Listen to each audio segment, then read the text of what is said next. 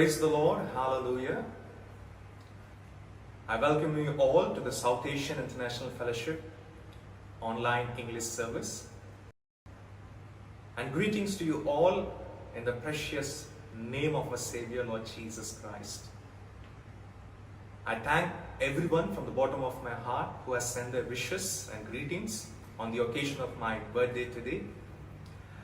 And I thank the Lord for all the love, for all the support and encouragement what I have received from you all in the Saif Church ministry. Dear beloved, today in my message, the first scripture portion what I have taken is from Philippians chapter 3 and verse 12.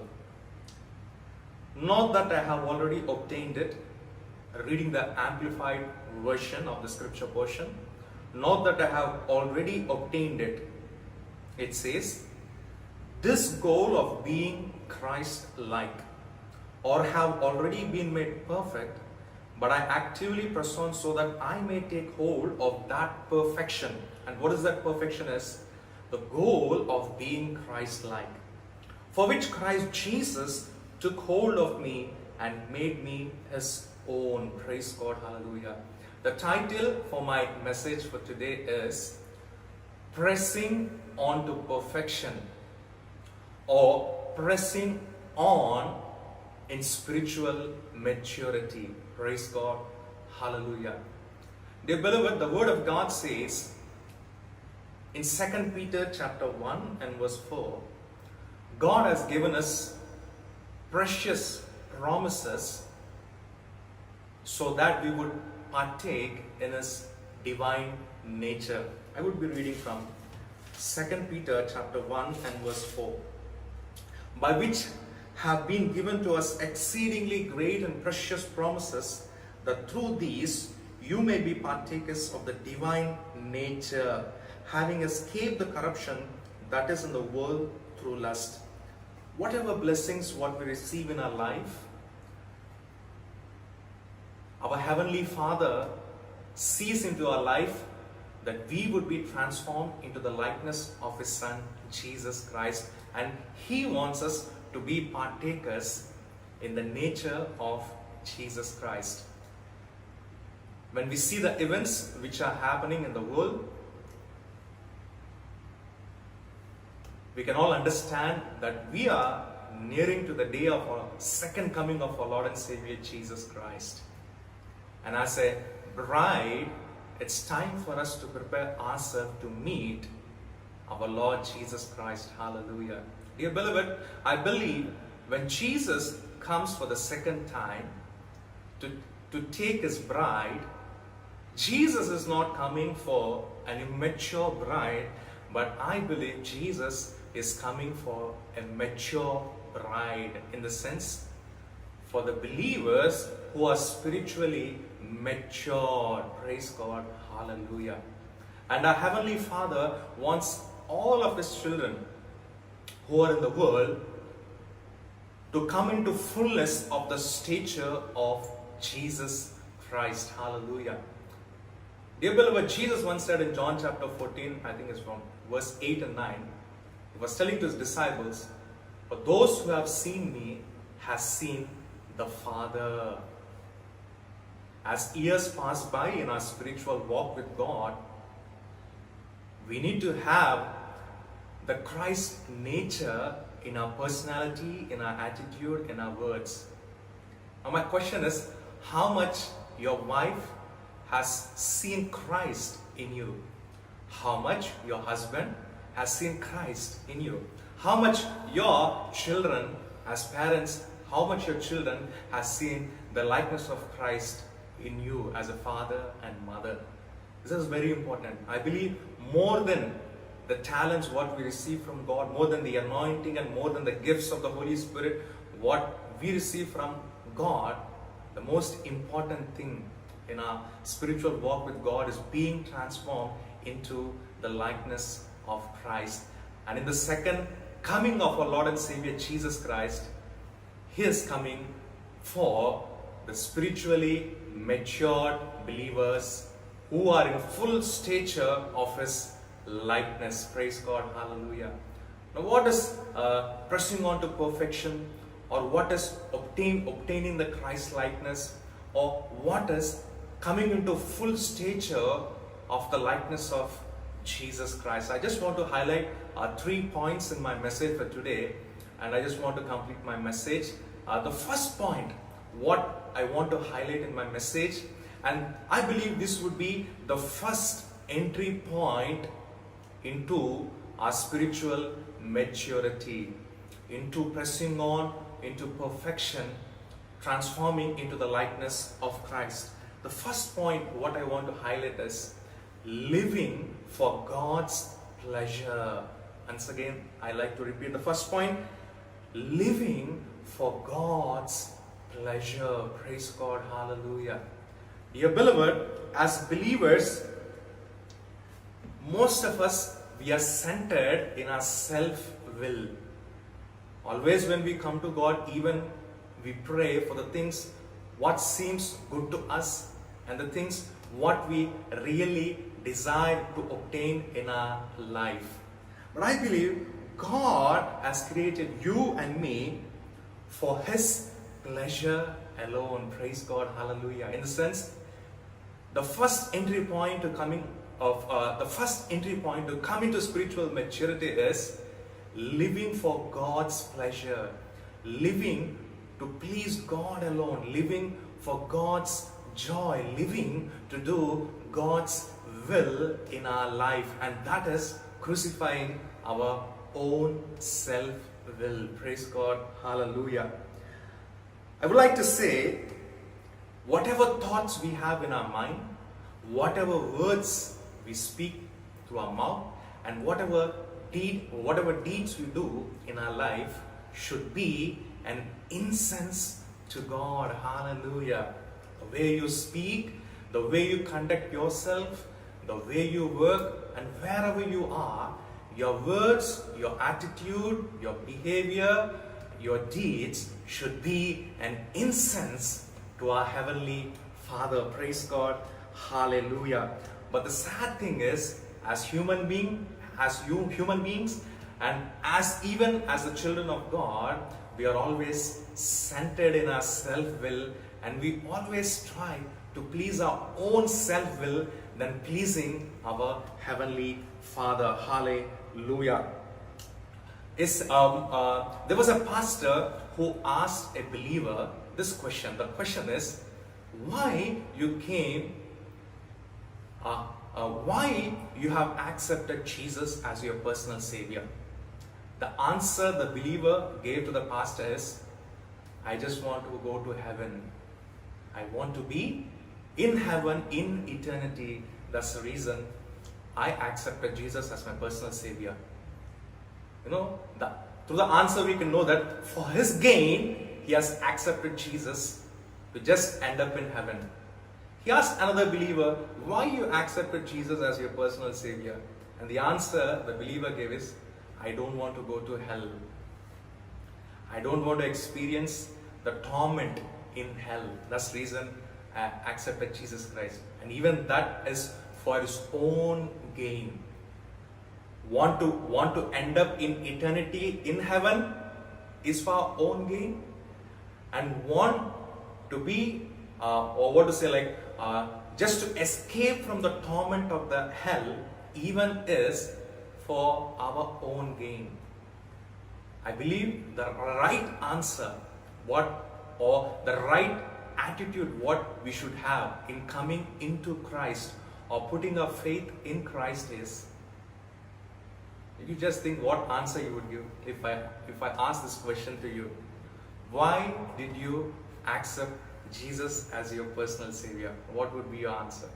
Just think about a few seconds.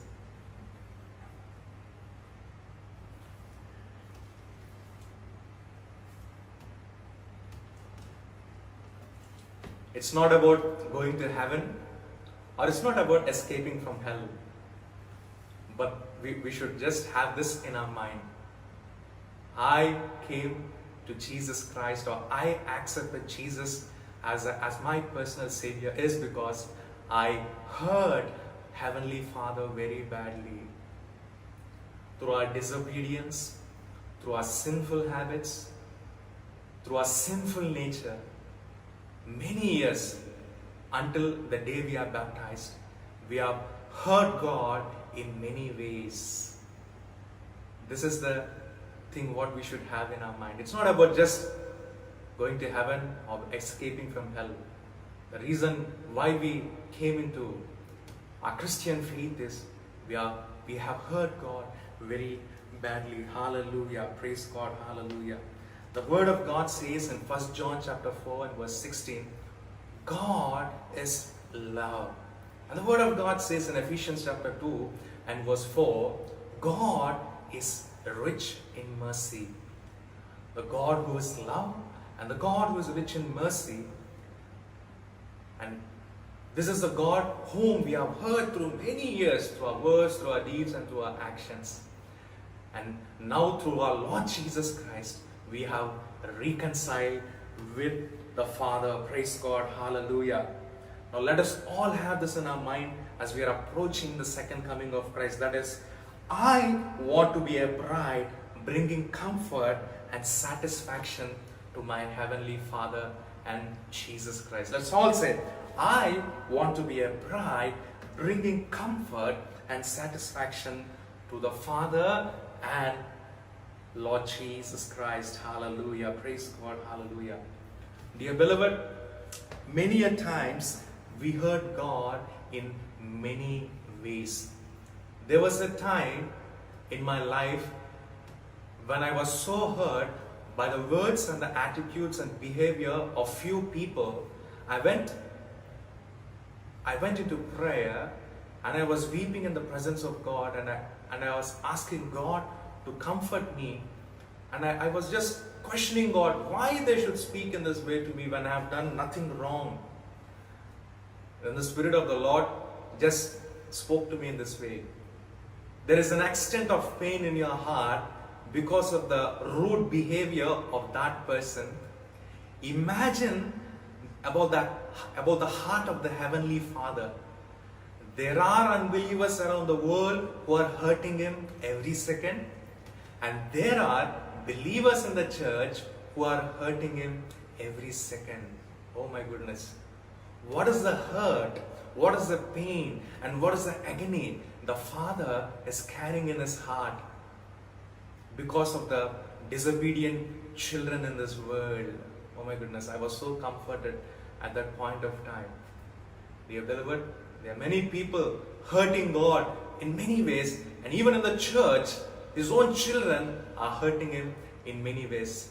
Now let us just think about our own life. Let us look into our own self, and just with the help of the Holy Spirit, let us search our hearts and let us know where we have heard God.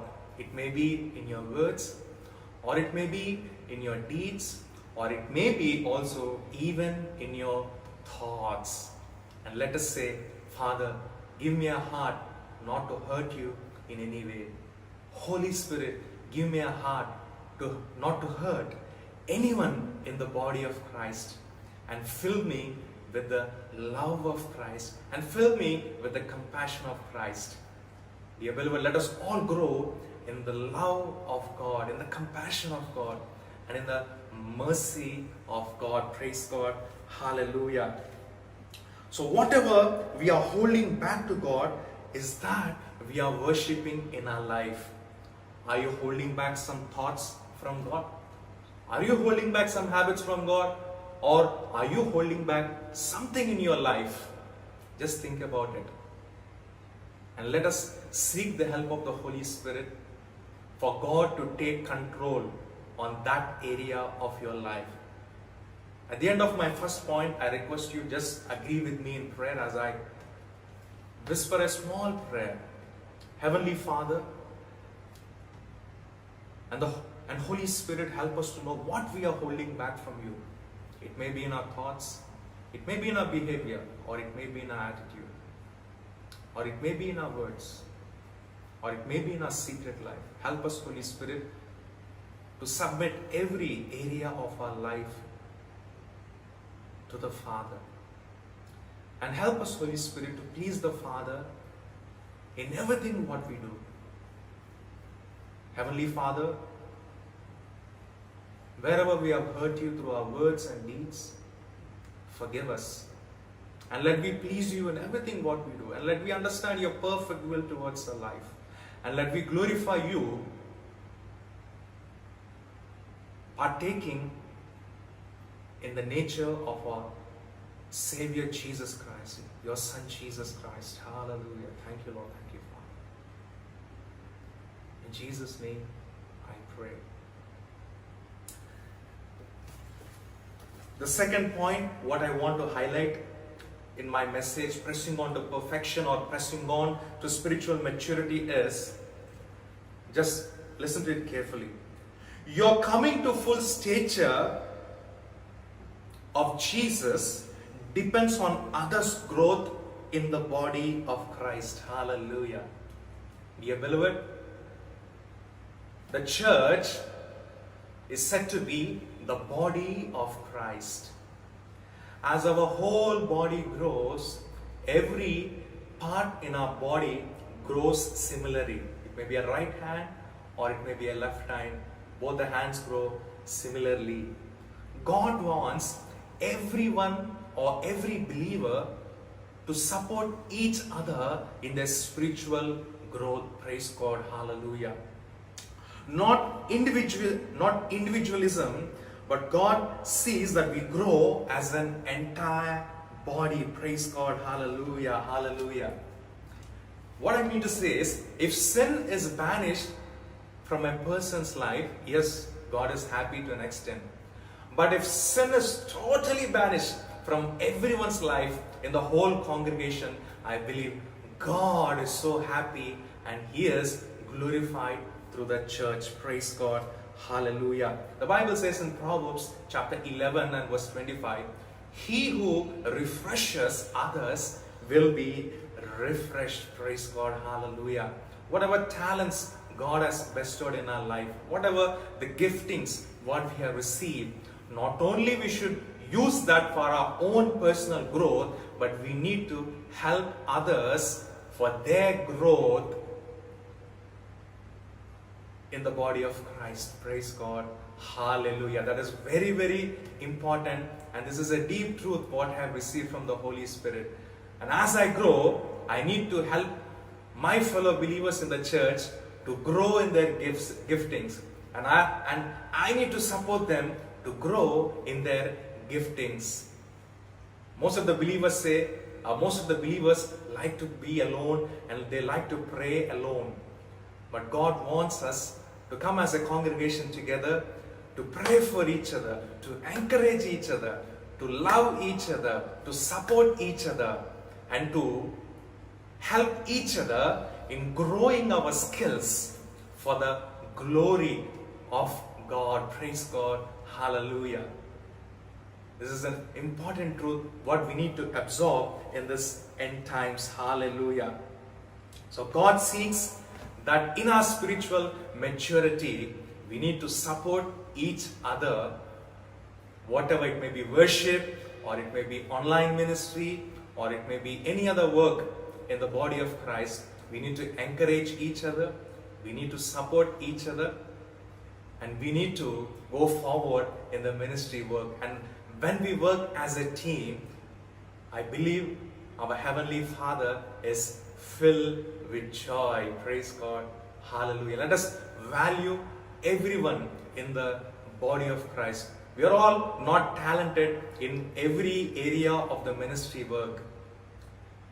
In the areas where we are not having much revelation, in the areas where we are weak, we have to lift our fellow believers and we have to submit to them for us to grow in that area of spiritual life. Praise God. Hallelujah. Never we should think that we know everything. No, never we should think like that. There is some area in every believer's or pastor's life where we are weak. And in that area, we have to take the help of our fellow believers. And there's something what we can learn from them. Praise God. Hallelujah. Praise God. Hallelujah. And I always give this classic example. If you have an electric problem in your house, you call an electrician, and He comes to fix that problem. And when you carefully ask Him why that problem has happened and how to fix it, and when we come to know it, no need to call Him again. In that area, we have to submit to that electrician to know that specific thing what he is doing there. You may be a graduate, you may be a postgraduate, but that electrician might not be a postgraduate. But even then, he has more knowledge than us in fixing up that electric problem. It is like that. So let us humble ourselves. God may have given us many skills or giftings, but let us value each member in the body of Christ, and let us help others in their spiritual walk with God. Praise God. Hallelujah. And the third point what I want to highlight is, in our spiritual maturity or in pressing on to perfection, is our hearts should burn for the return of Christ. Hallelujah. Our hearts should burn for the revival in our church. Hallelujah. Our hearts should burn that every member in our church would be filled with the Holy Spirit, would experience the fullness of the Holy Spirit, that every believer should come into the full stature of our Lord and Savior Jesus Christ. Hallelujah. That should be our burning. But very sadly, most of the burning in our hearts would be for leadership. I want to be a leader.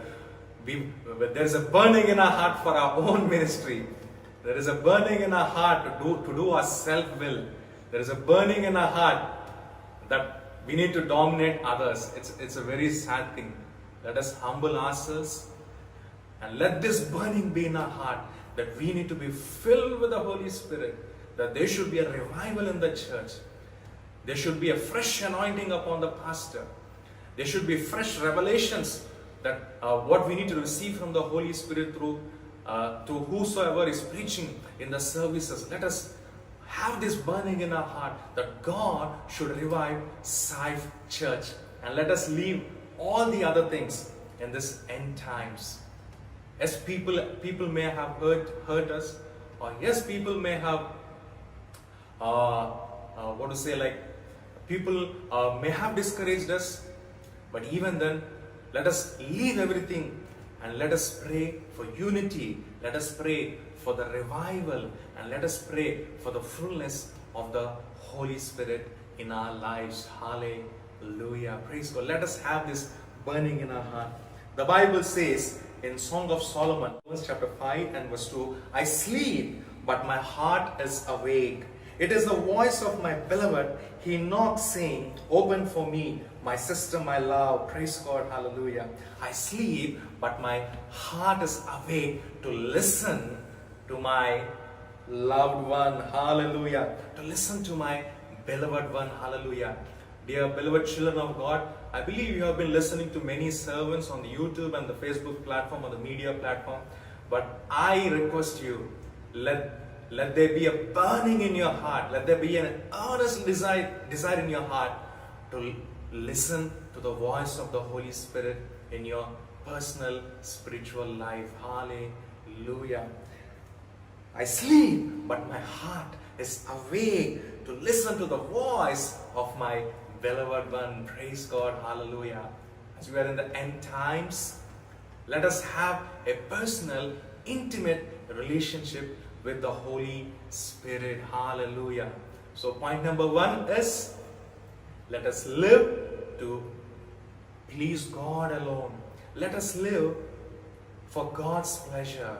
Point number 2, let we grow and let us help others in the church to grow with us. And the third thing is, let there be a burning in our heart for revival in our church. Hallelujah. Let there be a burning in our heart that every believer would come into the full stature of Christ likeness. Praise God. Hallelujah.